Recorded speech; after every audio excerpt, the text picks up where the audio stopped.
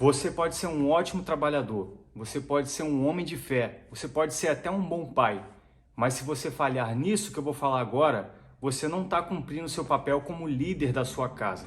E esse papel é ser um bom marido. E sabe qual é o pior? Ninguém te ensina sobre isso. Ninguém te ensina como que você deve conviver com a mesma mulher durante todo o tempo da sua vida. Ninguém vai te ensinar isso. Na escola, a gente não aprende sobre investimento, a gente não tem educação financeira, você não é ensinado sobre paternidade. Na escola, a gente não é ensinado sobre como é um casamento, como é ser um bom marido. Essas coisas a gente vai aprendendo no decorrer da vida, olhando as referências que a gente tem, que às vezes são os nossos pais, nossos avós, nossos tios, e às vezes não são as melhores referências. Às vezes a gente absorve coisas que nem deveríamos ter absorvido. E aí o que acontece? Casais se unem sem nenhuma preparação e muitos desistem no meio do caminho porque é a maneira mais fácil de lidar, desistindo. Mas eu tenho uma boa notícia para você. Deus deixou princípios e conselhos para tudo, para todas as áreas da nossa vida. Na palavra dele tem tudo que a gente precisa, inclusive como ser um bom marido. Então fica aqui comigo até o final do vídeo que eu vou te mostrar de forma rápida e prática como a Bíblia nos ensina a ser um marido de verdade. Então vamos começar com algo que ninguém fala na igreja, mas está lá registrado em 1 Coríntios capítulo 7, no versículo 3 ao 5, que eu vou ler aqui com você. O marido deve cumprir os seus deveres conjugais para com a sua mulher, da mesma forma a mulher para com o seu marido. Então percebe que é uma relação de mão dupla. Eu sirvo a minha esposa e ela me serve. A mulher não tem autoridade sobre o seu próprio corpo, mas sim o marido. Da mesma forma, o marido não tem autoridade sobre o seu próprio corpo, mas sim a mulher. Não se recusem um ao outro, exceto por mútuo consentimento e durante certo tempo, para se dedicarem à oração. Depois unam-se de novo para que Satanás não os tente por não terem domínio próprio. O que Paulo está nos aconselhando? O que a palavra de Deus está nos aconselhando? Sabe essa cultura que a gente vê por aí, pelo mundo, nas novelas, nos filmes, que é a famosa greve de relações? Paulo está aconselhando que nós não devemos adotar essa prática. Você, quando brigar com sua esposa, algum desentendimento com ela, você não deve fazer greve de relações com ela. E nem ela deve fazer greve de relações com você. Isso é imaturidade. E um casamento não se sustenta sem relações. Você precisa ter relações constantemente, com frequência com a sua mulher. É o que a palavra de Deus nos ensina. Ela nos dá essa liberdade dentro do casamento. E nós não podemos deixar isso de lado.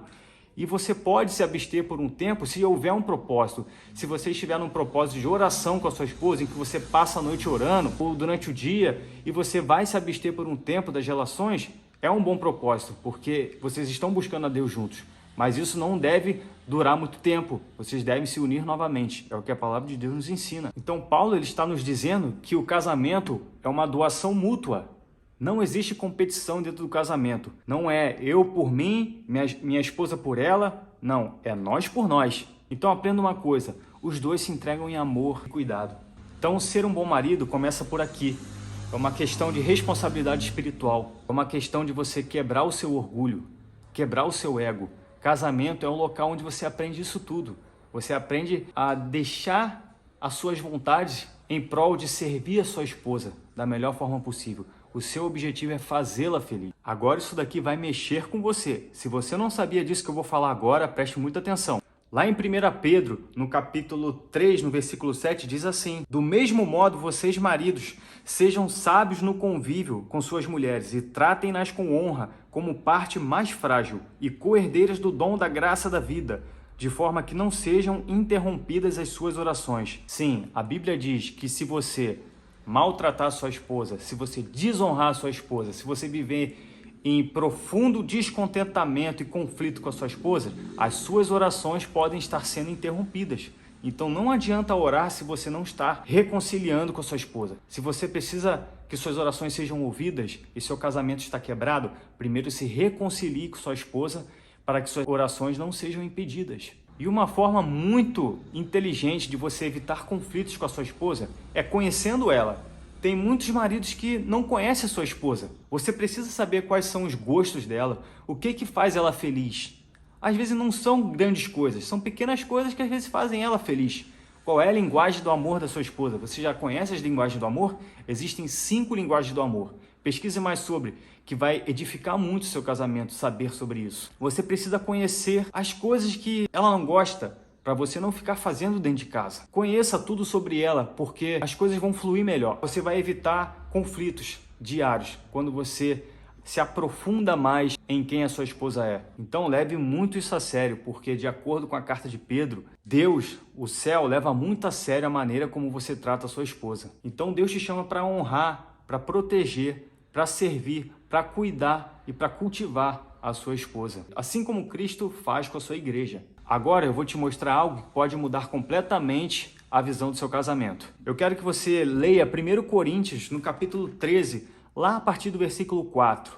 Onde está escrita a palavra amor, faça um exercício, troque por marido, que você vai entender qual é o seu papel com a sua esposa. O amor é paciente, troque por marido. O marido é paciente. O amor é bondoso, o marido é bondoso. Não inveja, não se vangloria, não se orgulha, não maltrata, não procura seus próprios interesses, não se ira facilmente, não guarda rancor. O amor, o marido, não se alegra com a injustiça, mas se alegra com a verdade. Tudo sofre, tudo crê, tudo espera, tudo suporta. E aí continua no versículo 8, troque a palavra amor por marido, que você vai entender qual que é o seu papel. Quem que é o verdadeiro amor, o amor encarnado? Cristo é o amor que desceu à terra e nos mostrou tudo isso daqui. É Ele quem faz tudo isso por nós.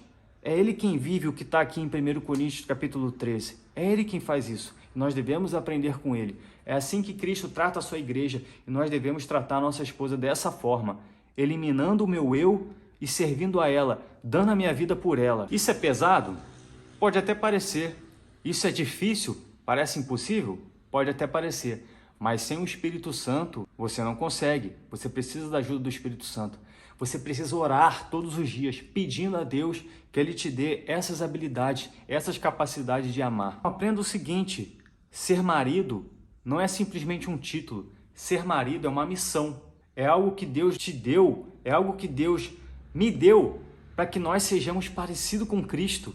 Imagine só, quando você é marido, você tem a oportunidade de ser como Cristo é com a sua igreja.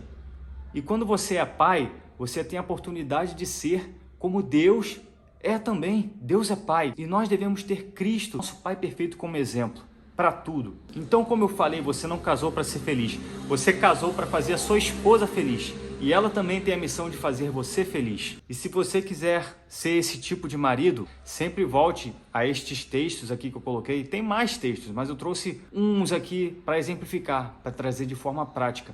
Sempre reflita nesses textos e sempre ore a Deus para que você seja como está falando a palavra de Deus, para que você seja cada vez mais parecido com Cristo. Se essa mensagem falou com você, se inscreva aqui no canal, compartilha com alguém que é marido e que precisa ouvir e comenta aqui embaixo. Quero ser um marido segundo o coração de Deus. E vamos juntos mudar essa geração de maridos que não seguem o exemplo de Cristo.